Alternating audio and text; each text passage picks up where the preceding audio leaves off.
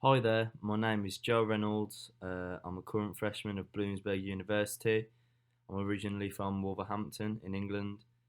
Um, Today I'm going to be discussing with you the current affairs and problems arising from technology and the cyber warfare between US and Russia. I have decided to produce this PowerPoint about the subject as it's something that concerns me but also interests me, and hopefully in the future I will be able to pursue a career in which will give me the ability to help monitor cyber warfare and produce some good in the world of computers.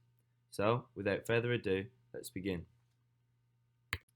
So, first, we're going to begin with an outline of what I'm going to discuss today. So, firstly, the first option I'm going to talk about is the 5 worst cyber attacks in history featuring the US and other countries.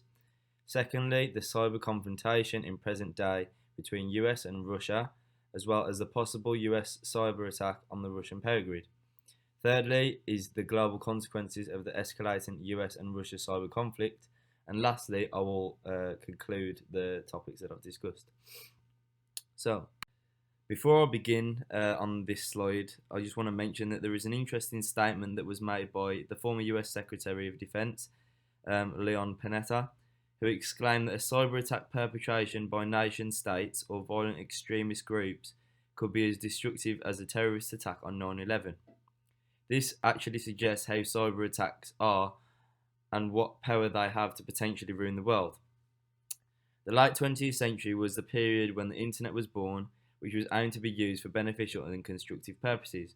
However, in recent years, people have used the internet to conduct attacks against organisations and individuals in what is known as cyber terrorism. Cyber terrorism is defined as the deliberate disruption or infiltration of computer networks using computer software. So, firstly, the WannaCry ransomware attack. The WannaCry ransomware attack is an ongoing cyber attack involving the infection of Microsoft Windows with a ransomware computer worm. The global attack is on an unprecedented scale, with over 230,000 computers being under attack in 150 countries spread all over the world. The WannaCry ransomware involves the encryption of files from vulnerable computers and demanding payment of a ransom amounting to about $600 payable in cryptocurrency. The infection vector behind the attack is thought to be Eternal Blue, which was developed by US National Security Agency but leaked to shadow brokers, whom of which are a group of hackers. The spread of the ransomware has, however, been minimised by a discovery of Killswitch. Secondly, the Shamoon computer virus attack. Shamoon is a type of computer virus which is attributed to the infection of computer systems and also cyber espionage on computers in the energy sector. Also known as Distrack, Shamoon was used by a group of hackers known as Cutting Swords of Justice on August 15, 2012 to destabilise computer systems in the energy giant Saudi Aramco company. The group claimed responsibility for the attack, which affected operations in 30,000 workstations of the company. Another company hit by the computer virus was the Qatari Ras Gas company and the LNG company, where the computer systems were temporarily knocked offline by the virus, causing the company to incur operational downtime. Third is the Operation Olympic Games. Operation Olympic Games is the code name given to the sabotage and disruption of nuclear facilities in Iran through cyber attacks. The source of attacks is claimed to be the United States government and to some extent Israel, but the two countries never officially acknowledge responsibility. The campaign to sabotage the Iranian nuclear reactors began during the administration of President Bush and continued during President Obama's administration. The two countries used the computer virus known as Stuxnet to infiltrate Iranian computers, which are able to stop operations in 1,000 centrifuges at the Natanz nuclear plant.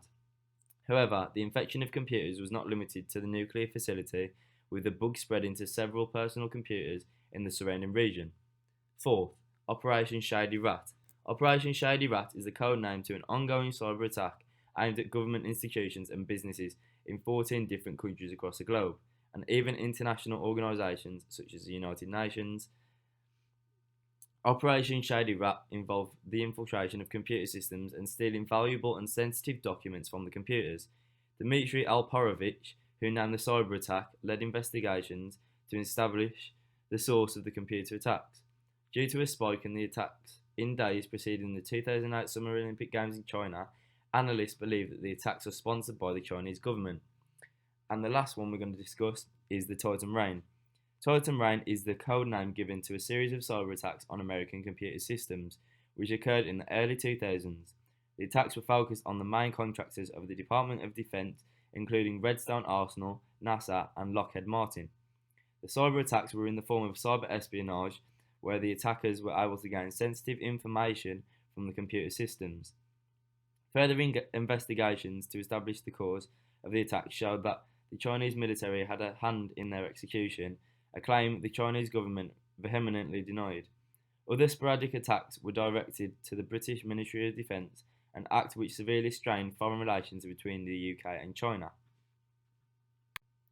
Okay, so now I'm going to talk about the current cyber confrontation between US and Russia and the recent news about US's attack on the Russian power grid. So, the Kremlin spokesman Dmitry Peskov said reports that US cyber soldiers had put computer viruses on its electrical grid was a hypothetical possibility. His comments came in a response to a New York Times story which claimed US military hackers were targeting Russian power plants. The report drew skepticism from experts and a denunciation by President Trump. From this occurrence, Russia have stated that it is now a large possibility that their electrical power grid is now under attack by the US. However, this has had no cause to an increase in bad publicity, as the Times said this was an escalation of other work the US was doing to combat Russian disinformation and hacking campaigns.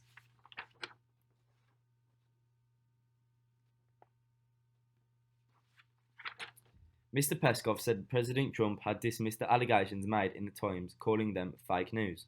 The Kremlin spokesman added, if one assumes that the government agencies do this without informing the head of state, then of course this may indicate that cyber war against Russia might be a hypothetical possibility. He said that vital areas of Russia's economy were under continuous attack, but it had managed to counter the intrusions so they did no damage. The New York Times story was questioned by Thomas Rid, whom of which is a political scientist from the Johns Hopkins School of Advanced International Studies, who exclaimed that it made no sense because publicity burns capabilities. The story would prompt Russia to search its power network extensively for malicious code, he said, making it likely that viruses would be found. He added that Russian power grid was big and exceedingly complex, making it very hard for cyber attacks to get in and leave any virus in place for a long time. The malicious code was reportedly inserted by US soldiers of the US Cyber Command. This group of military hackers is permitted to carry out clandestine military activity on computer networks under the aegis of the National Defense Authorization Act, which was passed in 2018. The US has been probing Russian power systems since 2012, reported the New York Times, but was now more interested in finding weaknesses and inserting viruses. So now I'm going to discuss the global consequences of cyber war. In April 2019, the small independent Caribbean nation of Sint Maarten faced a total public shutdown for an entire day. The previous month, the city of Atlanta was crippled by a ransomware attack that lasted 2 weeks and cost nearly $3 million. In the US alone, Baltimore, Charlotte, Dallas, and San Francisco have been victims of cyber attacks during the past year, following, ironically, a transition to smart city technology. Although the smart city concept has created more connected cities, the lack of cybersecurity preparedness often creates serious security vulnerabilities. The early viruses and worms that targeted networks have evolved into something altogether more powerful and problematic. These new attack vectors, to be slow and low, moving laterally within networks and often slipping in and out unnoticed as though the entire network was fenceless. They are forcing organisations to step up their knowledge of cyber attacks and adopt tools, tactics and processes, short for TTP, for defending their network from within. And lastly, a conclusion. In conclusion, it is clear that cyber attacks and forms of cyber terrorism are having a dramatical impact on everyday life, from the range of consumer goods and food and water supplies to the infrastructure of status on different power grids. If the cyber warfare gets out of control, it could mean that there is a very dark future ahead for us. I've been Joe Reynolds, and thank you.